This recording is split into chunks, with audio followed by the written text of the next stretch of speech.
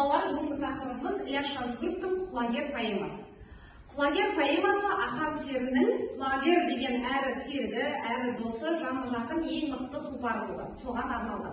Құлагерді жақсы көргені соншалықты, қаншама бай адамдар оны 200-300 тұлпарға алмастыруды сұраса да, ешқайсысы. Тасқында тау суындай көңіл жыры, қазақтың сусындасын ойы қыры, бұрқырат бұлағынды кен даланы, бастырмай шөпке шарға тоқтап қыры. Қайырып қыстай баптап құлагерді, осы астын дақпыртына Ақан келді, мінгізіп бәйге бала жайтандатып, ауылына ас бергенін тақау келді.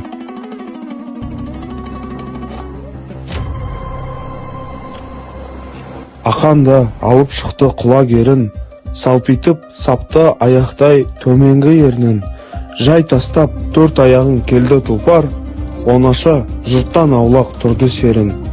Талтайып жимай тастап тілер сегін, салпитып тұрды құла үлпір шегін. Күренбай Ақанға кеп сөз айтады, аласын астын алдын Ақан серін.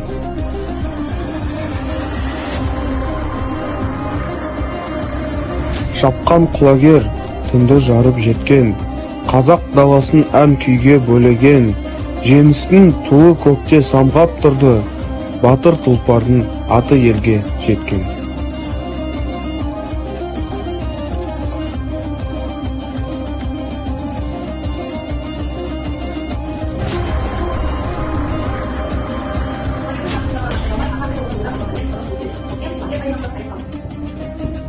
Жоқ, апай, құлагер бәйгеде жеңді. Жәнібек, сен бүгін де түнімен ұйықтамаған сияқтысың. Сабақтан кейін маған жауап бер.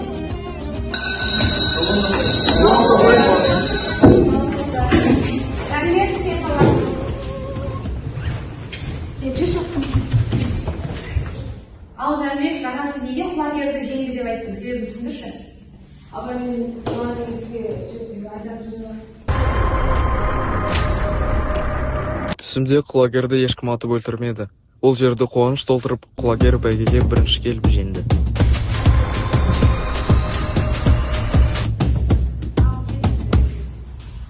Тірі болсам, қазаққа қызмет етпей қоймаймын.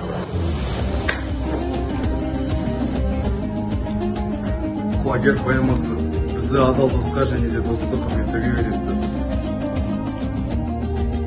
Және де құлагер поэмасы бізді жануарларға қамқорлықпен, құрметпен қарауға үйретеді.